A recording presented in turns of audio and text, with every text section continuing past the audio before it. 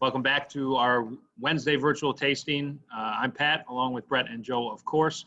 And we have two special guests with us from the Patrón Distillery today, Antonio and Ofelia. We're going to try our first virtual tour today of a distillery that is pretty cool and I would say unique to in Mexico. I mean, there's a lot of big tequila distilleries down there, but the scope of this one is pretty grand. And they have some pretty cool stuff going on with different kinds of tequilas being married together to create that kind of signature smooth Patrón flavor. So that being said, I will turn it over to Antonio. Hi, thank you, Pat, for having us. It's for us a pleasure to share what Patrón is doing and finding the ways to still communicating in these times. So good news is we have tequila, we have friends, and we have some story to share. So the story about Patrón, we start almost 30 years ago, 30. And right now talking about tequila is exciting. Everybody wants to be in tequila industry. Every week we have a new celebrity coming into the business. But you gotta go back 3 years ago and think what tequila was back then. And tequila was just the cheap spirit that you used to get crazy and forget what you have done in the past. And usually to commit mistakes and have something to blame for it. So at that point, Francisco Alcaraz, or Master Distiller, together with Martin Crowley and John Paul DeJoria, they got together and say, why we don't change that? Why we don't show the world that tequila can be something really nice, a fine spirit, easy to mix, easy to enjoy neat, don't need for the shot and get crazy. And that's how Patrón started. At that point, Francisco Alcaraz was almost 40 years of experience on the tequila industry. He was the first tequila inspector for the government. So basically at that point, he knew every single distillery. He knew all the tricks about the tequila production, and they decided to design a smooth tequila. So with that in mind, they start, and the key component there was the history on tequila. That's why nowadays we are one of the few distilleries that still use the Tahona method.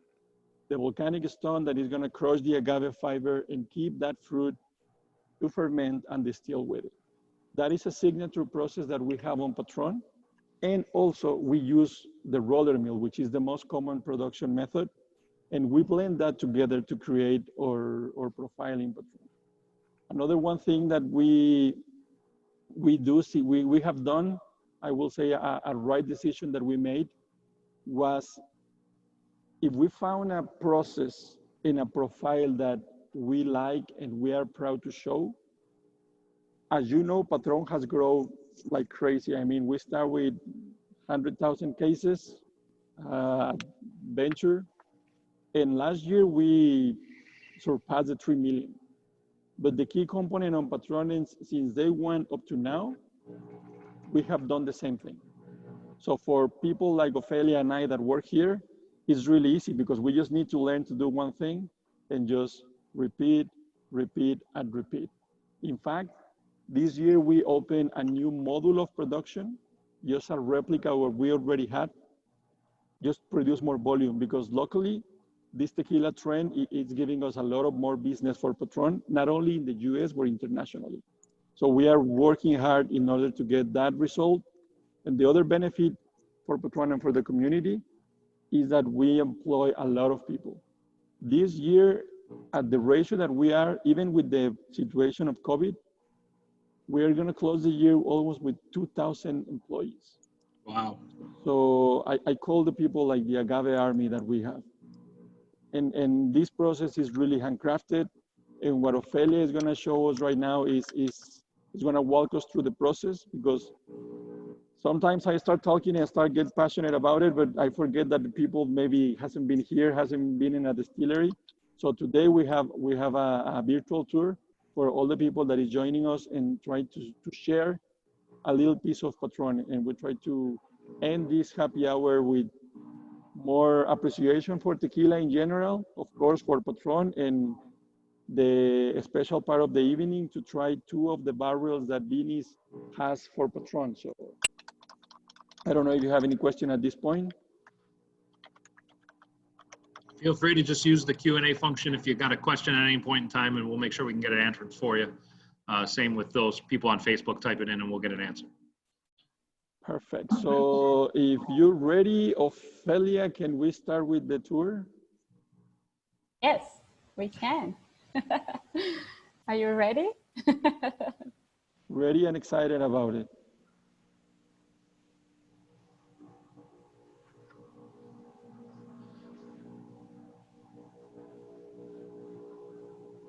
Da, da, da, da, da. Can you see it? Oh, there we go. All right. The distillery concealed as a palace. Oh. Can you see it? Yep. Yeah. Okay, perfect. So, well, let's get started.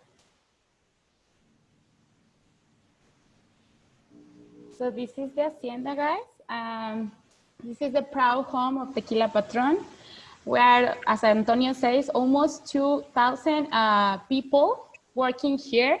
So we're very, very excited that you get a look of this, okay? We're situated in, or located in the highlands of Jalisco, Mexico. And the first thing that you need to know is that we need agave, okay? We need the raw material to start our process. So the raw material is agave, and we can only use one species of agave. That is Tequilana Weber Blue Agave.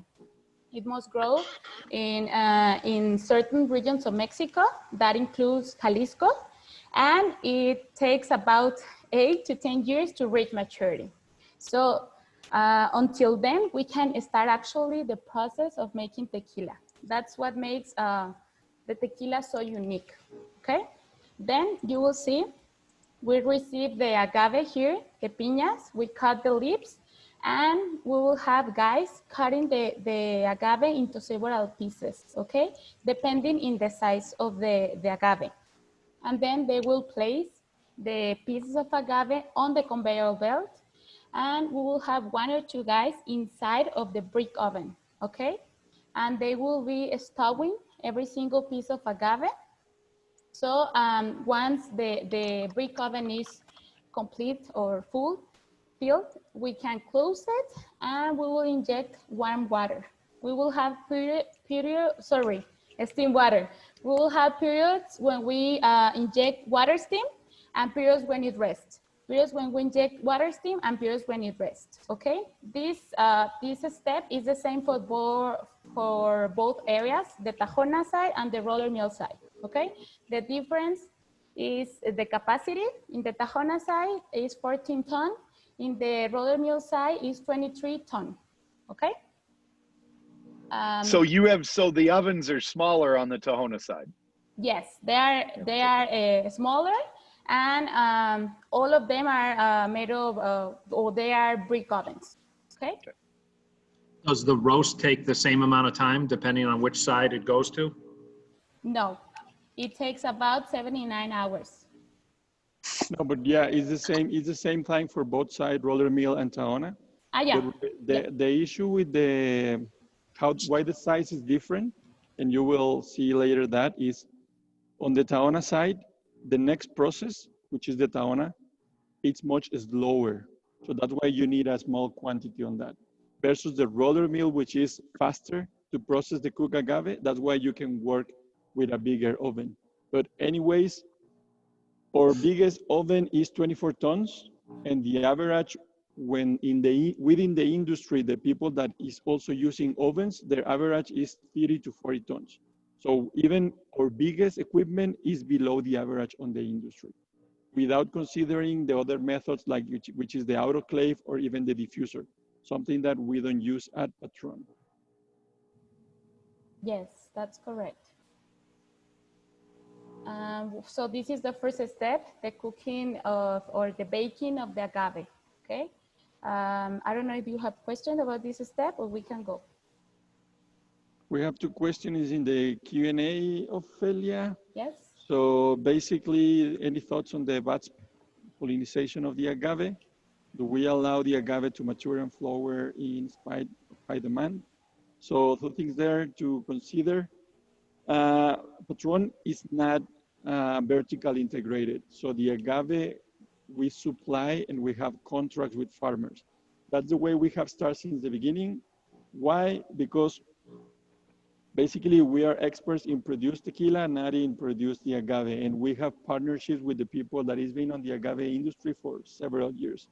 What we know of the practice that they do is basically they leave part of the quiote, but as you know, as an industry, there's not enough success rate of pollination in a natural way in order to keep the demand.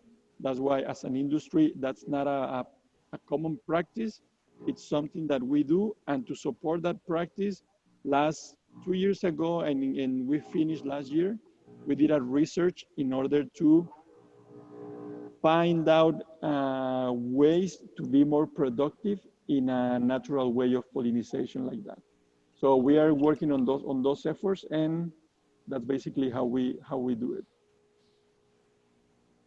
So you don't, so you're going to, if your agave are going to 8 to 10 years old, then you're getting quiote at that point in time. I mean, that's enough maturity that you're going, if it's going to happen, it's going to happen. So, so you're saying you leave it up to the grower. You don't ask or tell the grower to leave a certain amount to go, right? That's For people right. who don't understand, when you're talking about pollination with that, there are a couple different ways you can reproduce agave, and you need to let agave mature to at least 7 years, correct? Before usually you get a quiote? It's quite interesting because it's not in a specific year, because it also depends on how big the baby shoot was planted. Because there are baby shoots that are planted on year 2, there are baby shoots that are planted on year 4. So that can be flexible. And other thing to notice is not all the agave develops the quiote. So it's not that all the agaves are going to have it, but that's a sign that the agave is mature. And basically, in our agreement with the growers is not based on how many quiotes they got. It's based on how much sugar content and how mature the agave is. Sure. Because we also, for our profile in Patron, we gotta find the sweetest spot. And there are some brands in the market that they look either for a younger agave in terms of efficiency or to have the product quickly in the market, but some others that look for over mature agave in terms of flavor profile. So that's how fascinating the tequila is, that you have, I will say, almost 100 decisions to make, from the selection of the raw material all the way to cook, ferment, crush, distill, age, filter, to create your flavor profile. So it's a very tricky process. We're getting a lot of agave questions here. Is agave a fruit or a yam/potato from Lilibeth? I was under the impression it was more closely related to asparagus. Yes, actually that's true. Agave, a lot of people think that is related to a cactus, but it's not. Actually, the agave is related to it's part of the lily family. Okay, so it's closer to an asparagus than it is to a cactus. And then another question on agave from Ed asks, what is the rarest agave? I don't know, we'll leave that one for Mezcal Monday, maybe. Yeah, there are what, 127 species that could at some point in time be processed to make a distilled spirit. There are probably, for practical purposes, a half a dozen that get commonly used. But it's not part of this family. It would be other, agave that are more rare than for tequila. It's only Weber Blue agaves being used. Yeah. So we got a couple questions from Facebook too. Dave Sion writes, does the cutting of the agave have to be manual? We see this in your paused image here, all the cut up agaves ready to go into the oven there. Yeah, it's very important for us because we want it to be well cooked in every single part of the agave. So it has a better exchange with the water steam. That's why we cut it, and we cut it by hand. And the benefit of doing it by hand is that agave is so tricky that it comes in different sizes. So it can be an agave of 35 pounds or agave of 200 pounds. Usually there's people that do this either with a machine that cut in quarters, but if you do all the agave in quarters, depending on the size, the quarter is not gonna be the same size. So for the result that Ofelia is mentioning, we need even size pieces. So basically the people that you saw on the video is not only people that is cutting agave, they are basically our first quality inspectors, because they based on the agave, they decide how many pieces there are gonna be. And also for those people that are more into the industry and that are familiar with the geeky terms, the cogollo, the central sprout of the piña, something that we get rid of too. And it's something that you don't have in all the piñas of agave. So these guys that you saw on the video, they decide not only in how many pieces, but also when to remove the cogollo. And the third part is that if one of the 500 piñas that come in the truck is in bad shape, these guys are gonna isolate it and it's not gonna be part of the oven. So that's the benefit of do this by hand.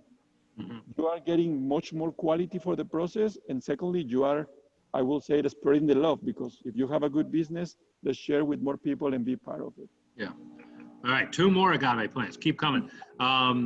Do agaves get grouped to similar size before going in the oven? They get cut into similar sizes before going in the oven, Stu. And Jeff Garrett asks if there's tequila usable agave plants in the U.S. and if there's any American tequila. Tequila is a protected Mexican product protected by DOC. You can make agave-based spirits in the U.S., but you cannot call them tequila. There are certain lower quality tequilas that can be bottled outside of Mexico, but that's nothing that we're talking about here with Patron. And then also, is your agave grown in highlands or lowlands? This is all highlands agave. Highlands. Yeah, So, correct. all right, cool. Moving on. Okay, let's go. So as we say, after the cooking or the baking of the agave, our process is split. So we have 2 ways of milling the agave, okay? The tajona and the roller mill. So we will see first the tajona. You can see right here how the guys are taking out well, actually there, you can see the water steam going out of the brick ovens because it has a porosity. Okay, that's why we need to reinject water steam. Then we will take out the pieces of agave by hand again. And you can see over there the color. It tells us that it is a well cooked. We need the agave to be well cooked. Okay, that is some very, very important for us. Then we place them on the conveyor belt and then we pass it through a shredding machine. The shredding machine will open the fibers of agave and the fibers will land on the tajona pit, okay? The tajona pit is made of river stone and it has the capacity of about 7 tons. Here you can see the tajona. The tajona is a 2-ton volcanic stone right there. And how does the tajona works? It rolls or very slow and it smash and it squeeze all the fibers of agave, okay? Breaking the bonds between the sugar and the fiber and releasing the juice. Actually, you can see in the middle, the juice, okay? Before, the tajona was operated by a mule. Now it's automated because we cannot employ animals, okay? Then we will see a little bit of the roller mill process. In our roller mill is a 5-set roller. We pass the fibers inside of the roller mill and we will add warm water. So agave is being pressed, warm water is injected. Agave is being pressed, warm water is injected. This happens 5 times, okay? And in this process, we will get fiber and the juice. We will use only the juice for the fermentation process. Here you can see the tajona closer. It is hand carved by a Mexican artisan, okay? And here you can see, yeah. What's the lifespan, usable lifespan on one of those tajona stones? Is that something that I assume it kind of wears down over time? Have you even gotten to the point where you've had to replace one yet? Yeah, we do. We do, and we use it as a decoration here in the hacienda. We have a lot of them when we are done using it because they don't weigh the same 2 tons that it has to weigh. Okay. Usually the time is 2 years. 2 years because, well, you'll be here. Patron is working basically 24/7. So luckily we have a lot of demand. So these towns are rolling and rolling. And right now, operating at Patron, we have 12. So we are by far the largest Tahona tequila producer. And the reason why we need to change it, as Ofelia mentioned, the weight is less, but also the capacity is less because the diameter is lower. So we have two options: either reduce the capacity, which with the current demand we cannot do it, or just bring another new one. So that's why we have a continuous supply and demand of Tahona Tahona stones, sorry. All right. Okay. So then we will use in the Tahona process the fiber, and we will reabsorb with the fiber the juices, okay? Then we will transport the juices and the fiber to the fermentation tanks. You can see it over there. Our tanks are completely made of pine wood. Do you want us to stop in this step, in the milling part, or I can continue? Good. No, I think Okay. you're going along. Do you, when you put in the fibers, do you add all the bagasse? Does that all get added to the fermenters? Yes. Yeah, actually, we're going to see it. In this step, the fermentation is basically a microorganism called yeast will eat all the sugars from the agave and it will produce alcohol, okay? So you can see here, this is the Tajonas area, and we're using the fiber. The fiber will go on top and it will form that cap that you can see over there. And this will mimic closed fermentation, okay? So this will give us a very complex profile, and you can feel it in the whole roca line. It's tequila just for this area, okay? And how often or at all do you press down the cap? We don't. You don't push the cap down at all? No, we don't. Okay. We leave it like that. Okay. Okay, this process lasts about 72 hours in both areas, and the yeast that we use in the Tahona side is the same that we use in the roller mill side. Here you can see the fermentation in the roller mill side. We don't use fiber, okay? So that's a difference that we have between the two areas, and this will give us a completely different profile. The capacities between the two areas in the Tahona side is 5,000 liters. In the roller mill side is 10,000 liters. Okay. And then you said the fermentation time is the same on both sides? Yes, it is the same, and the same yeast. Okay. Good. Okay. So let's go to the next step, is distillation. In this step, we use pot stills. All our pot stills are completely made of copper, and 90% of them are handmade here in Mexico, okay? In this step, it is very important, the shape of the pot still. Why? Because this will give us, or this will let us to separate the compounds that we want in our final product. Okay, so this design is a design that it was made by our master distiller, Francisco Alcaraz. So this is property of Patron, okay? Our recipe says that we need to distill our product twice, okay? So we have first distillation pot stills and second distillation pot stills. After this process, we will condense everything and we will get the liquid, and the liquid for second distillation, that is tequila, okay? But something really important in this part is here we define the quality of our product, okay? We separate heads and tails. So this is very, very important because in the heads and in the tails, we have things that we don't want in our final product. So we'd rather to have a smaller heart, but with the best quality, okay? We had a quick question from Jones. He was asking if that was referring to the different profile between Roca and the regular Patron, Añejo, and Silver products. I'm not sure what the difference is. Roca is 100% Tahona, I believe, and the regular Patron is a combination. Is a combination of the roller mill and the Tahona. So they have the same fermentation time and the same yeast. The agave juices are extracted in a different manner, and you have slightly different stills for the two sides, correct?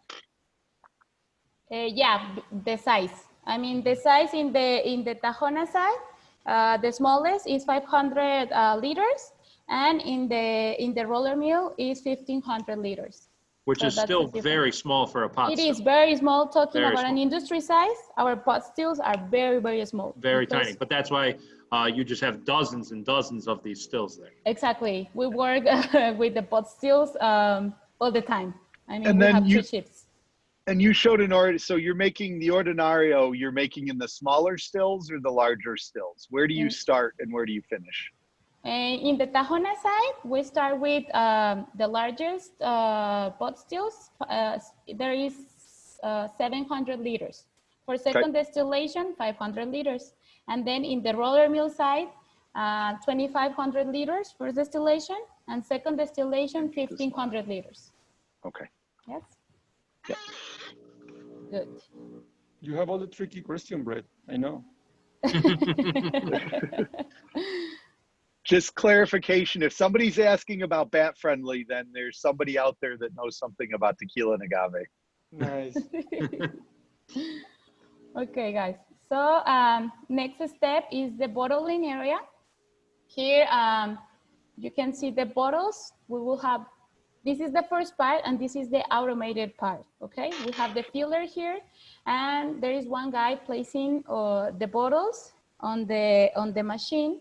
And then we will have a first roller. You can see it over there.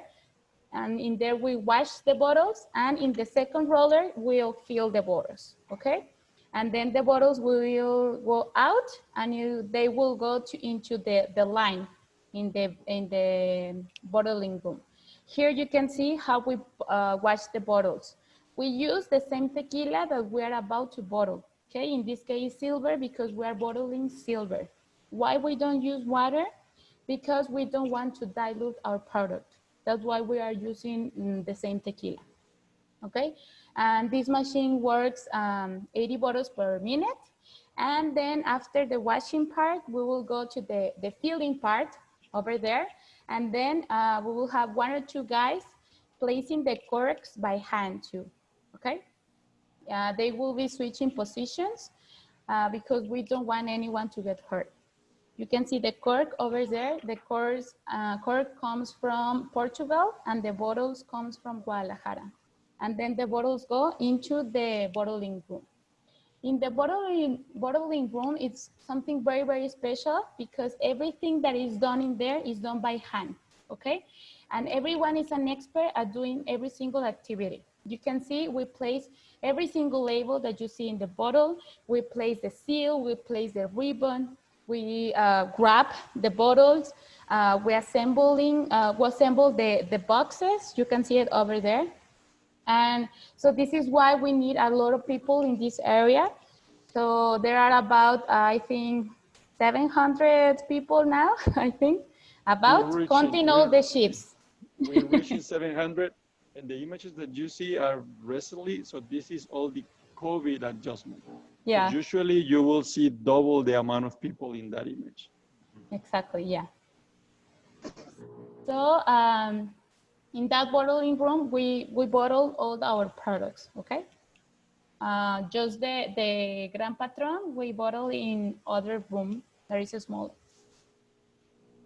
So did you, because of the COVID, because you said you had to reduce your staff size, did you increase hours with fewer people on each shift, or did you in any way sort of accommodate or try to account for the lack of speed by extending hours you bottled? Well, luckily, and thanks to you and your business with us, the sales are, I mean, I'm not 100% the original plan, but we're really close to it. So what we have to do is we open the night shift, because usually we bottle Monday morning and afternoon. But nowadays we're working 3 shifts. And something that, if you remember your visit, in the bottling room, we divide the place in 2. Yep. So basically, since the limitation of people is based on the room, so we convert 1 room into 2 rooms. Then we can keep up basically the demand that we're getting. And Every week we are adjusting something and trying to reach our full capacity. Right now we are close to 80% from our maximum capacity, following all the precaution measurements about the COVID and everything, and people, even having almost 2,000 people, we are COVID free. No, we haven't had any single case, luckily. So we want to keep people happy by drinking good tequila. So we need to keep this place running. We had a question. Responsibility. We had a question pop up going back to fermentation. Crunchy asks, is the reason you don't add fiber for the Tahona ferment the superior extraction that Tahona provides? In other words, is there nothing left to give? You got that backwards, Crunchy. They do add the fiber to the Tahona ferment. It's the roller mill ferment that does not have fiber. And the roller mill ferment is the roller mill extraction is going to do a higher efficiency job of extracting the fermentable sugars.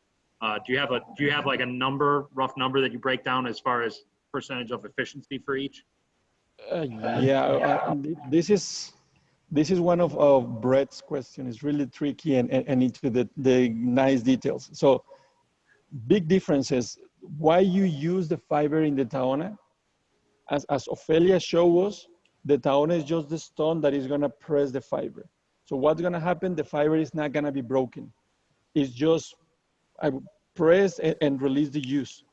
But if you put attention to the video and the fermenters, that juice is reabsorbed with the fiber.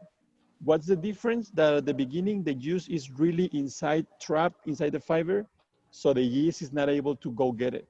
After the Tahona, the juice is on the surface, so the yeast is able to get it. But the key component here is that you don't break the fiber. Something that happens on the roller mill. On the roller mill, the machine that we show you, the squeezing, that is breaking the fiber. What's the problem there? By breaking the fiber, you are exposing more area of the fiber, which if you, let's say that we wanna experiment, do the roller mill, capture the fiber after the roller mill and put it on the fermenter, we're gonna end up with much higher vegetable notes and much higher methanol content, because the participation on all of the breaking fibers into the fermenter. Opposite to the Tahona, you have all the sweetness, because you have all the fiber without being broken and all the sugar content there. And the other benefit is Ofelia emphasized that it was covered. So we are not losing any congener. We are not losing any alcohol in that because it is a sealed fermenter. And to your point, Brett, previous point, Brett, on if we don't push the fibers down, we don't do it because that's a huge risk. Where is that? Because we have the yeast that we isolate and use for the fermenter, and we have the wild yeast that is on the distillery. So guess what? On all the fiber on the top, we have a very nice cocktail of different yeast from the environment for everywhere.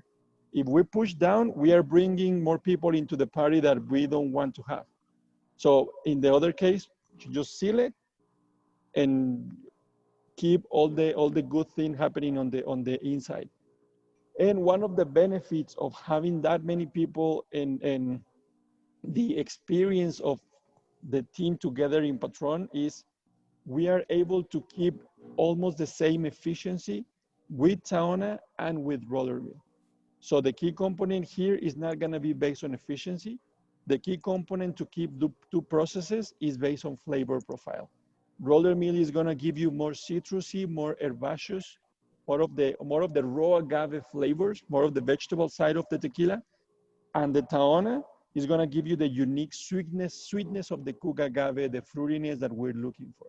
So when you blend it, you end up with a complex tequila that when you're sipping, you can have citrusy, vegetable, earthiness, fruitiness in the same glass. That's what we combine the tequila. That kind of answers a question we got from Adrian, which was, what's the usual yield rate for each process? And they have similar yields, you're saying. That's impressive. Yeah, and it's time to show off a little bit and the efficiency that we have, even by having the most handcrafted process, which is Tahona, we are better than the average in the industry. So key component or key message here is not for being handcrafted on a small batch, it means that you cannot be efficient. you can be small, you can be handcrafted, and you can be efficient to something that we look to have. Well, you probably, it doesn't hurt starting with older agave, which means you start with higher sugar contents. I like you, Brett. You follow all the details. Yeah, if you select the good agave and you take the proper control through the process, you end up with great quality. The key component here is that good quality raw material is not cheap. So some people is trying to save cost from the raw material selection, and then when it's hard to fix something that is broken. It's easy to keep something nice when you start with the highest quality and take all the measurements through the whole process. So Adrian also asked is why the corks and labels are applied manually and not with something automated. That seems like a pretty obvious thing that could be a cost saver. Ofelia, help us with that. Yeah, well, for us, it's very important to have that part, do it with handmade, do it, because remember that we're giving a lot of jobs too in this part, and this is part of what we do. This is part of what Patron is. It is a handcraft tequila. That's why we do it in this way. It is also because we have a great quality control. So everyone knows how to do everything, okay? And they will get to move to the next step of the line, and they will see if this label is okay, and they know where it has to be, okay? So this will help us to have a great quality control. So that helps us a lot too. And Ofelia, are you from Ototonico? No, I'm from Michoacan. Okay. Why? I'm just curious because there's a lot of pride in place because the distillery and the facility is in Ototonico. Yeah. And it is an important part of employing people. There are a few distilleries in the area, and that seems to be a very high percentage of the employment of all the people that live there are working in the distilleries. Yeah, let me tell you that we are so proud to be part of the Patron family. You can see here in downtown, a lot of people wearing their uniform. They are so happy to be part of us. Adrian says purepecha. Purepecha. Yes, I am purepecha. Adrian also asked if there's any sugar added to accelerate the fermentation. No. No. That's not allowed. That would be, if you did it, you wouldn't add sugar, right? You wouldn't add sugar to the fermentation. You would mix other alcohol to make mixto. If you were making mixto rather than agave, but you would add alcohol, 100%. Not sugar. Actually it's sugar, okay? The thing is that there is two categories. The first one is tequila 100%, and the other one is mixto. We just call it tequila, okay?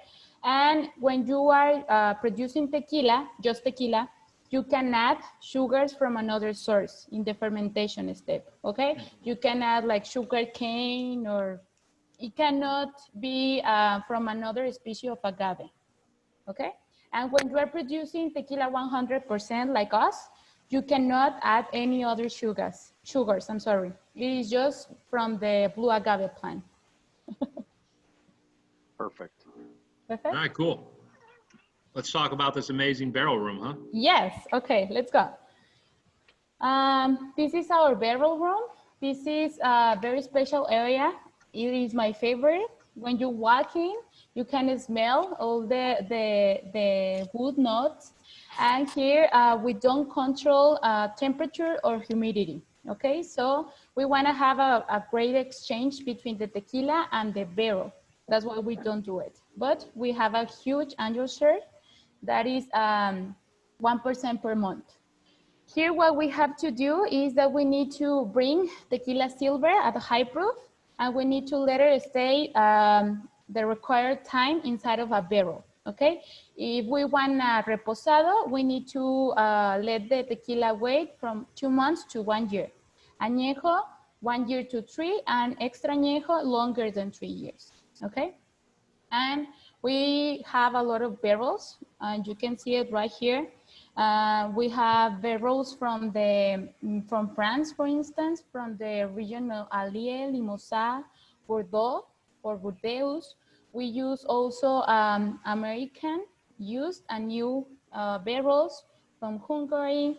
The thing with the wood is that it's going to give you something special in the tequila, okay, in that exchange that we have with the barrel.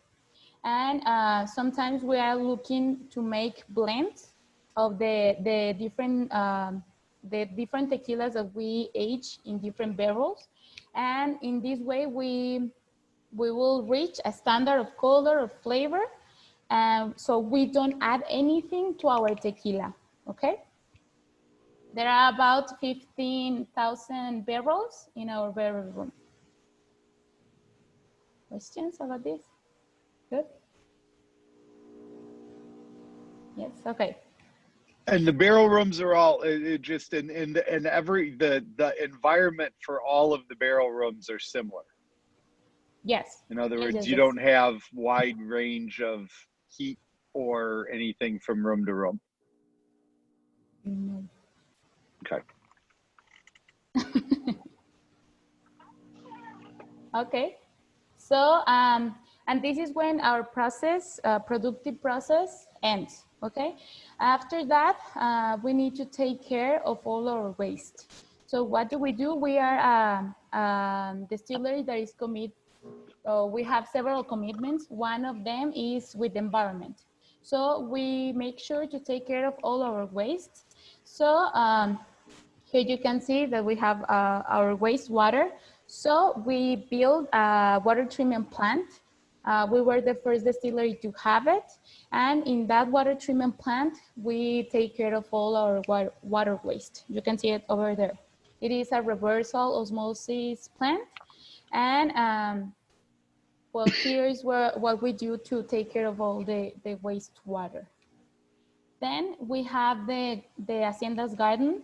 Here we grow a lot of things, fruits, vegetables, and we use it to feed our guests in Casona, okay?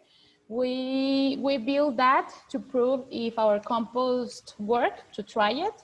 By now we know it works, but we like it and we kept it. And then it came the compost area. This is where all our fiber ends up from all our process. We accept fiber from small distilleries. We separate the trash, organics from inorganics. The organics end up here. And this is a very huge area because huge tequila production equals huge compost area. So it is about 12 acres. And and it is a natural process. We just need to take care of 3 conditions: temperature, oxygenation, and humidity. And it takes about 6 to 8 months to be completed, okay? For oxygenation, what do? We have a big machine. We move the compost. In this way, we're adding oxygen. For the humidity, what do? We use the rejection of our water treatment plant. We use it here to water our compost. And in this way, we are using all the waste that we produce, okay? And what do? When we get the compost done? We give it away, okay? We give it away to the government for public spaces, to the Agave families, to us as employees. We can ask for compost, and to the small distilleries that gave us back fiber, we gave them back compost, okay? Compost is very, very acid, so nothing will grow on it by itself. But when you mix it with the soil, it gives back a lot of nutrients. And here's when we mark the end of our process. We start at the field with the agave, and we end up with what we can give back to that field, okay? You can see over there how we water our compost. Yeah, you can really see how big those piles are. They're not just, you're looking at it from the camera view, it kind of looks small, but they're really like 8 feet tall or something. Yes, they are very big. Wow. You have questions?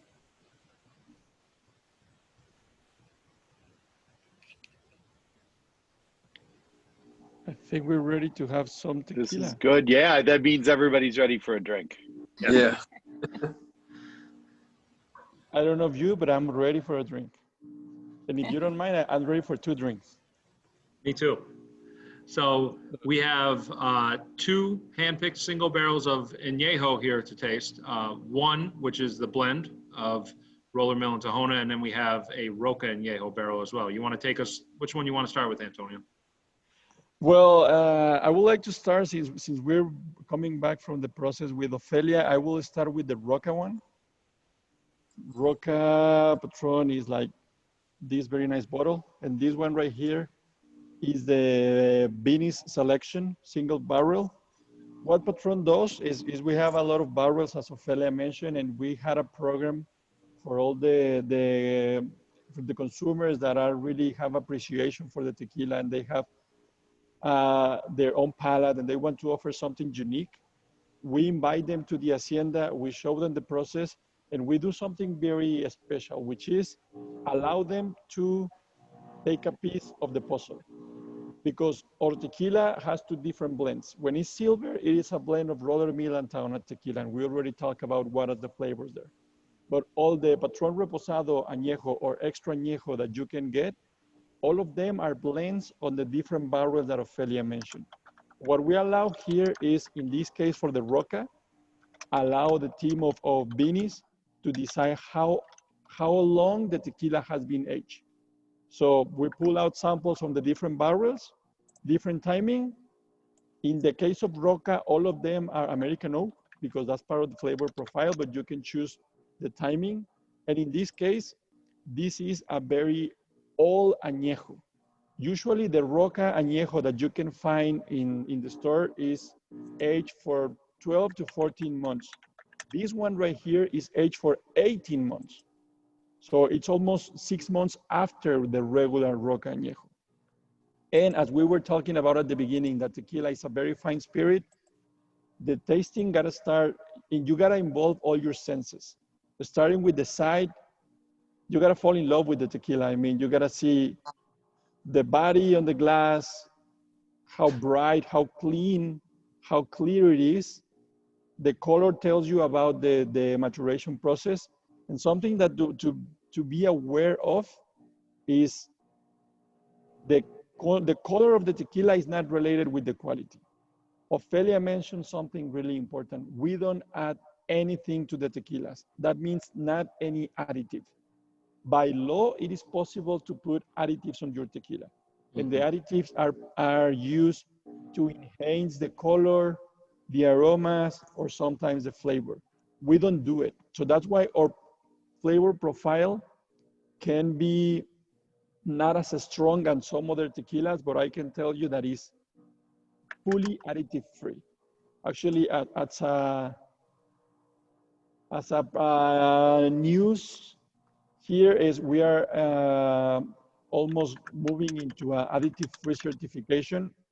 Not something that we say, but looking for a third party to help us to emphasize that, and we are going to Really announce cool. that. We've seen a flood. That's now, yeah. Now I'm Yeah. now I'm going to be really nerdy. We've So seen a is flood this of new something- tequilas with Oh. additives. Is that something, because we've had this conversation with a number of other producers that have pretty good reputations and names, Carlos and Felipe Camarena, both amongst others, talking about projects that are out there we're working where people don't know, but if it's labeled 100% agave, you can actually add 1% sort of other.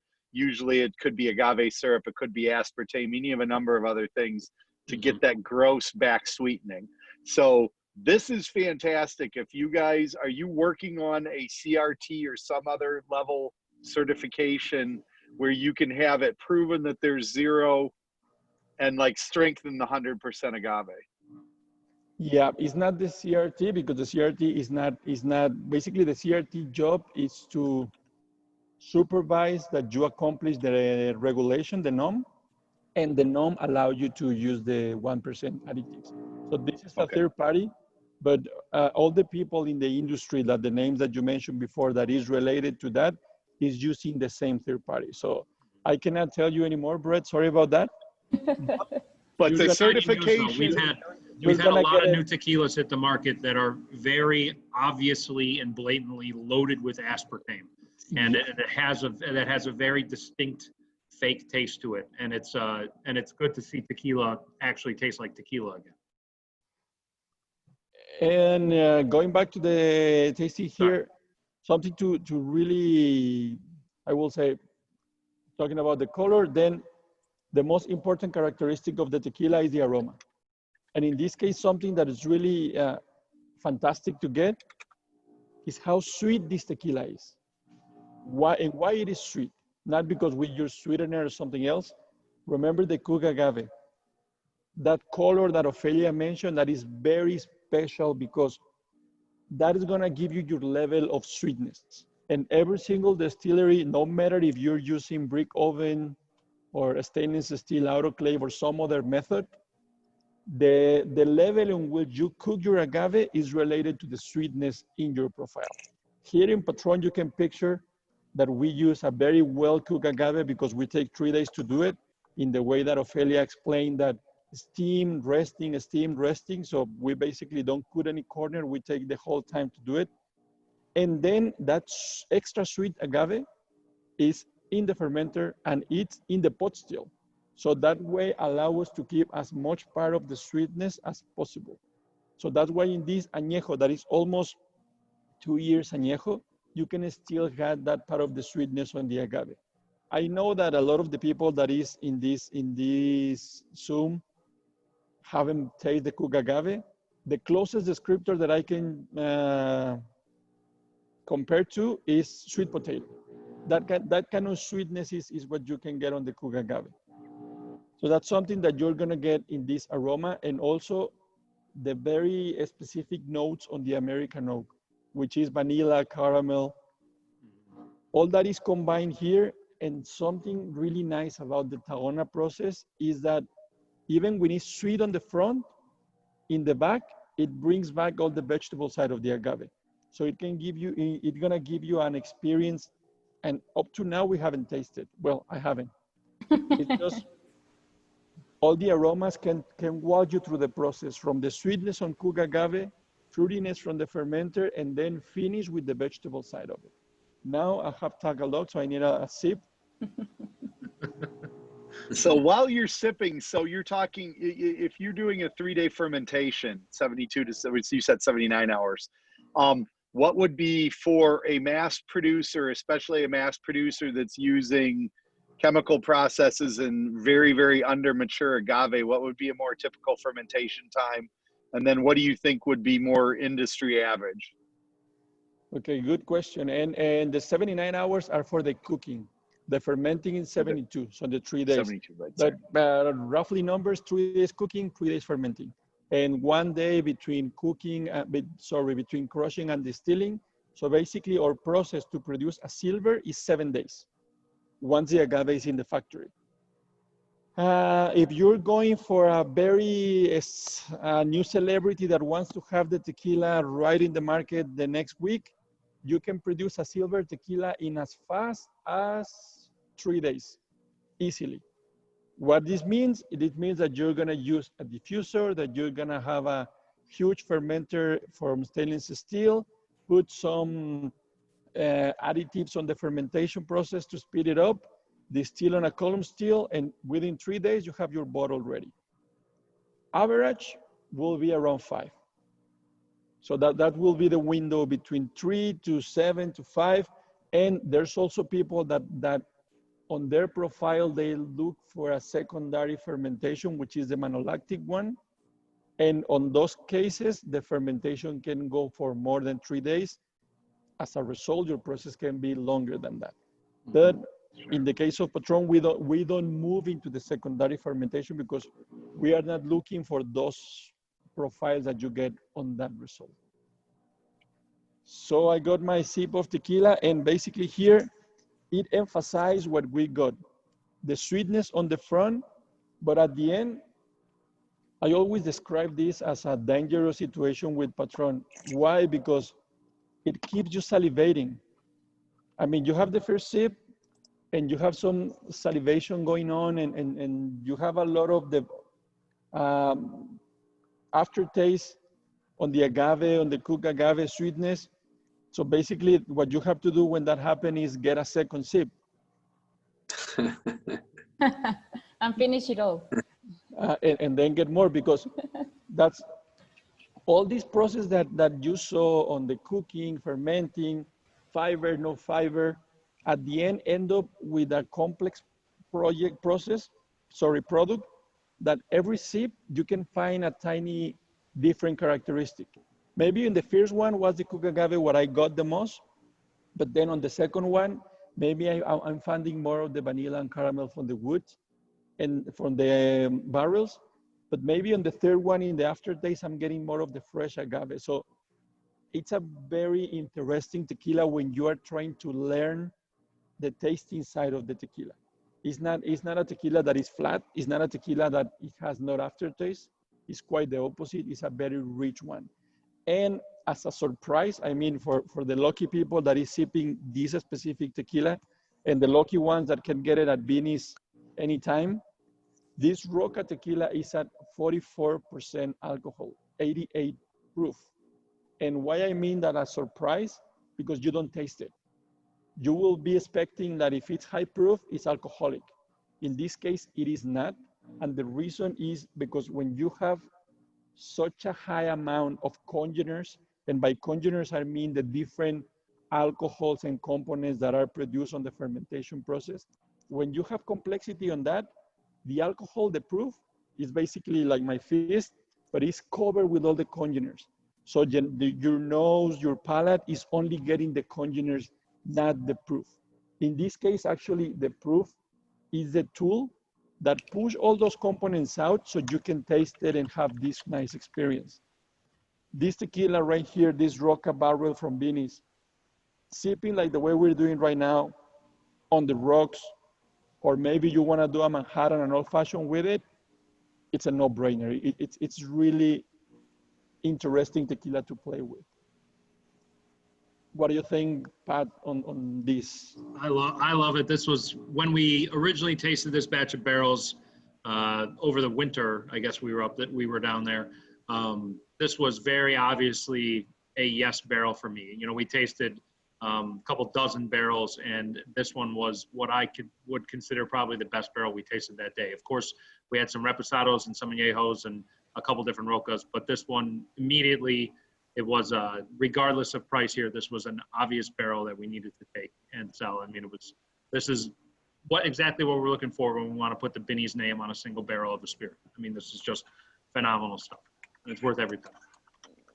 Thank you. And yeah, it's the sweetness intensity, and again, I want to emphasize, not the sweetness in a bad way, like caramel or additives. The natural sweetness from the agave and the process is really stood out in this glass. So it's, yeah, that honeyed agave nectar character is just up front. It's the star of the show, and there's nothing wrong with that. And an 88 proof, so that's the key component. For people like Brett that like the tiny details and the geeky parts, a high proof tequila with this level of sweetness, I mean, it is amazing. And so to your point earlier with the cocktail, that higher proof really makes a fantastic cocktail and doesn't get as watered down. Ed had mentioned here that he'd never heard of an old fashioned made with tequila. Wow. Try it. Old fashions can be made with a lot of different spirits, but with tequilas, they are very good. We also got a question. Do all three of the Rocas have the same proof on them at bottling? No, the Roca Silver is at 90 proof. That's the highest tequila Roca on the proof. The Roca Repo is 84 and the Roca Añejo is 88. Why is that? Basically, when we start this Roca process in 2013, 2014, we isolate the 100% Tahona tequila. We create the expressions, and basically the tasting panel of Patron, we did a blind tasting. I mean, we knew that Tahona only need high proof, because you have much more to show that you need more proof to push it out of the glass. But we did from 80 proof all the way to 90 proof blindly, and the tasting panel reached out the 90 for the Blanco, the 84 for the Repo, and the 88 for the Añejo. It's kind of tricky when you're trying to sell it and explain that. But basically, the motto of Patron is, this business is about experience. If we are able to put the best experience on the glass, that's what we need to do. So And then just for the proof. reference, what is your still strength? In other words, what's the average alcohol off the still? And then what would you normally go into barrel at, just so people know? Nice. So the still proof from the pot still, we cut down at 110. And we do all the process at 110. I mean, if it's silver, filtration and everything is 110, and then the final part is put down the proof to 80 in the case of regular. For the barrels, it's 110. So from pot still 110, you blend, roller and tahona, and then put it on the barrel, 110 too. So we keep high proof everything until the way we're gonna bottle. And then is there an appreciable change? Is there a lot of change in the alcohol between when it goes in and when it comes out? On the barrel? No. Yeah, does the alcohol, does it really change? Because it's not there long relative to other products. Yeah, it changed, but I will say like 4 to 5 proof tops. So it's well balanced. And emphasizing what Ofelia mentioned on the barrel room, we don't control humidity, not temperature. That's why we lead into a high angel share, 1% per month. But at the end, the aging process is an exchange between the tequila and the wood. If you put the AC, humidity, trying to reduce the angel share, basically you are reducing the exchange. So what's the point to put the tequila in the barrel if you are not gonna allow the exchange?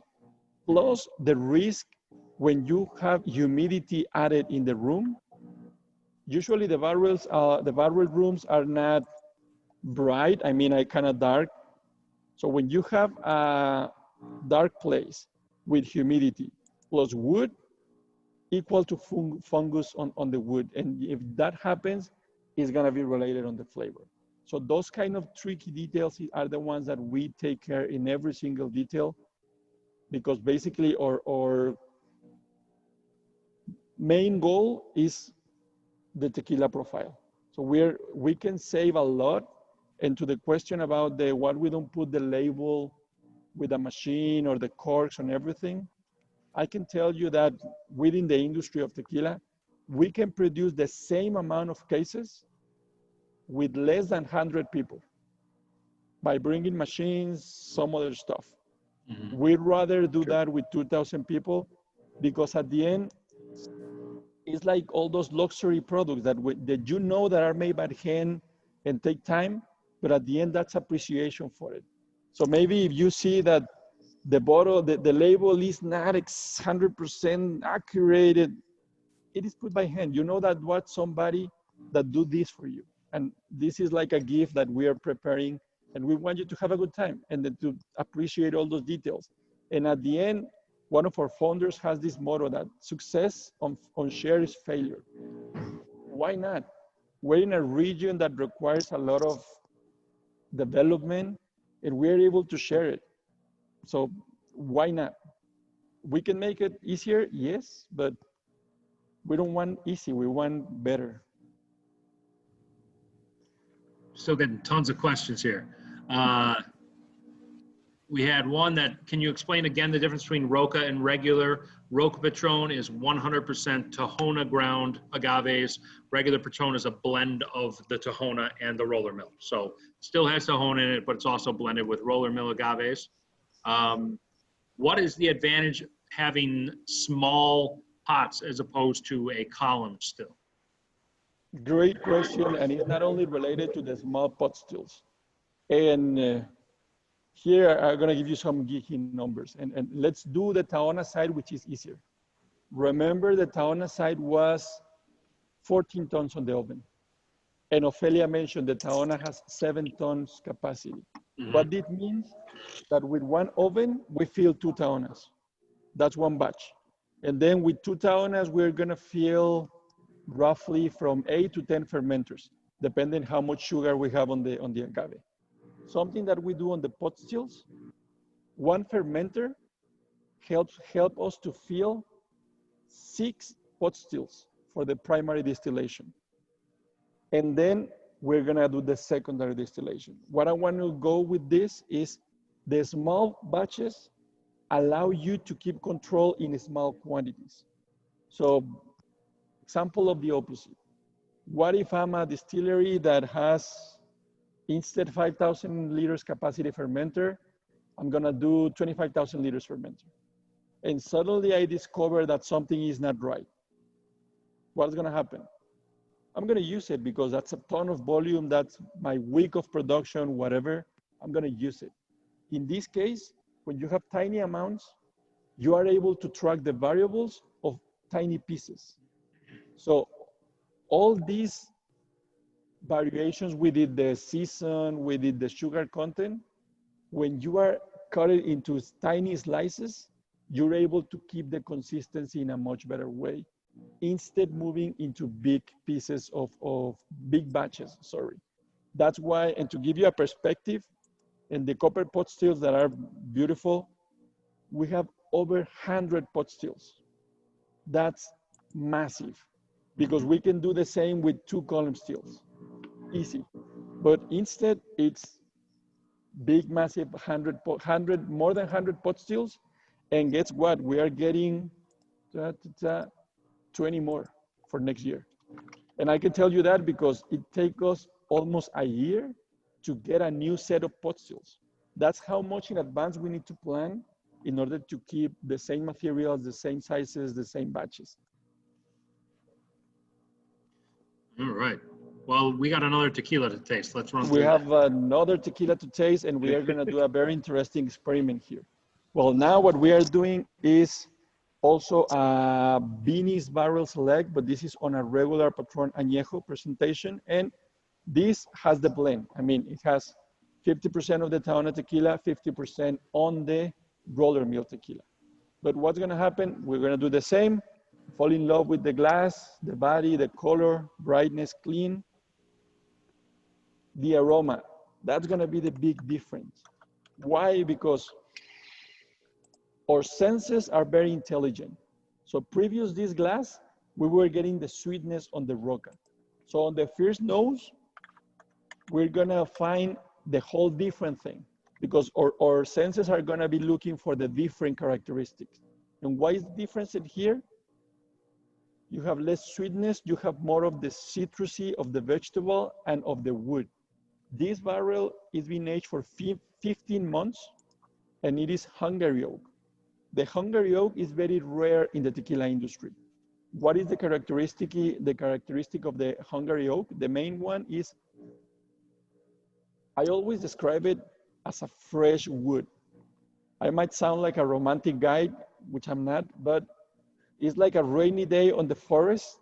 That kind of woodiness or dry or of wet woodiness, that's what I get from the Hungary oak. So that's what you can get on this tequila. But if you give it time with the second, the third nose, now the woodiness, I mean into the dry fruits and the sweetness on the Hungary oak are gonna be revealed to you. So that's how you are moving into the different glass. And with the sipping, this is 80 proof tequila. This is extra smooth, really easy to drink. I mean, you can have it and it's really refreshing. The aftertaste is more into the woodiness. Mm-hmm. So it's not that sweetness part of the agave here. The dominant situation is the wood. It's not the agave as it was on the roca. But then for the lucky ones that have these two tequilas in hand, now go back to the nose on the roca glass. And the sweetness is gonna be crazy higher than before. Why? Because we move from some woodiness, go back to the sweetness. And when you do this kind of exercise back and forward, and this is something that I highly recommend for people that is starting at the tequila experiences, want to taste different tequilas. I know that if you're looking for the best quality and the best experience, there's no brainer, you go for Patron, but I know that sometimes you want to experiment. So you can try some other tequilas and try to do this, go back and forward, and find out the characteristic that you can have in different glasses, because tequila, I'm not afraid to say that is the most complex spirit in the world. Why? Because it comes from agave that takes several years to be ready. Then you have a ton of options in the process to change it, from how you cook it, how you crush it, how you ferment it, how long you do it. Then plus the barrels, how many times, how many woods. So all those different variables allow you that tequila can be a very rich experience. And I always say that there's no such a thing that I don't drink tequila. It's that you haven't choose the right one. Because if you like something fresh, really energy, I mean, get a silver tequila. You want something sweet, something like after the long day of the office, you gotta have a nice tequila to sip. Get an añejo, get an extra añejo. Get like this Beanies Roca barrel that is very specific. So there's a tequila for every single palate. So that's how this is a very, very amazing spirit. I agree. I love this Hungarian oak, and that's something that we've looked for across Patron barrel picks. We've done those for how many years now, Brett? I mean, 8 years or 6 something. or 7 or 8. Yeah. It's been, and we always, early on, we had a couple Hungarian oak barrels that were just absolute stunners. And since then, we've always kind of, you know, we like to taste blind, and we always kind of look at things afterwards, but we're always looking at that spec sheet after we taste these barrel samples, thinking like, oh, okay, are there any Hungarian oak in there? And we were really happy to find this one. I really like the balance it gives between that kind of richer, fatter, sweeter American oak character and that really lean, spicier, what you would normally consider with European oak character. I think you guys really get a lot of great flavor out of these Hungarian oak barrels. They're really fantastic. And you don't see a lot of those barrels in. You don't see a lot of those barrels in North America either. Yeah, anywhere. Yeah. You maybe see them a little bit in Europe for different, for obviously for Tokai wine and other things in Europe and different brandies, but really Patron, and every once in a while they pop up at a couple of bourbon producers for finishing purposes, but that's it. Yeah, here when we age on Hungary, it's not a finishing in, it's silver tequila on Hungary oak, but remember, usually we blend it. In the case of your selections, you are able to get basically 100% Hungary oak, from silver up to Hungary oak. But my complaint, I have a complaint here, Pat, is you've been working with us for several years, the barrels, and I've been on your store only once, so this is not fair. I promise that on my next visit, I will bring some tricky samples to share. So Good, that'd be great. We'll let you into our sample room, which Joe is in, which has lots and lots of cool stuff today. It's actually all of our old Patron barrel samples from every barrel we've ever been sent a sample of are actually on a shelf next to Joe right now. So we've got dozens and dozens of all our old Patron barrel samples going way back right there. So it would be pretty cool to taste some stuff. Surrounded by tequila in here. Yeah. That's why you look so happy, Joe. I like that.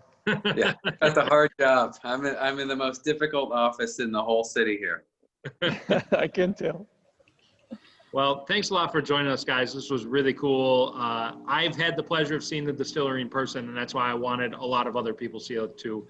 It's, you know, obviously tequila made on a scale unlike very few other brands, but the handmade details that go into every single bottle need to be seen to be appreciated. And a 12-acre 12-acre compost field too is pretty impressive, and you're doing your part to make sure everything's cleaned up on the back end too, which is great.